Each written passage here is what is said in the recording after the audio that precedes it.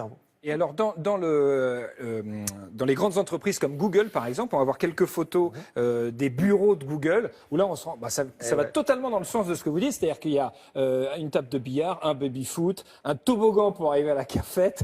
Et alors, le plus fort, c'est quand on signe un contrat chez Google, il est exigé que vous passiez 10% de votre temps de travail à jouer. C'est-à-dire qu'on oblige... à faire ce que vous voulez. Alors, c'est pas forcément jouer. C'est normalement, alors, il y a entre 5 et 10% du temps payé où vous devez faire ce que vous avez toujours rêvé de faire dans votre vie, mais que vous n'avez jamais eu le temps de faire. Par exemple, vous êtes fan de Led Zeppelin, vous voulez apprendre la guitare.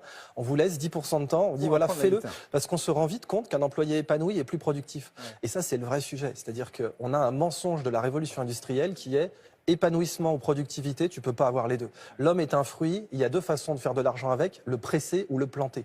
Si tu le presses, tu as un verre de jus d'orange, si tu le plantes, tu as un arbre. Choisis ton camp, camarade. Et en fait...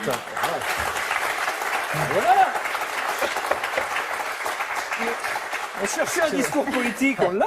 Ce que je dis dans le bouquin, c'est que l'équation, elle est simple. Tout homme épanoui est productif. Mais tout homme productif n'est pas forcément épanoui.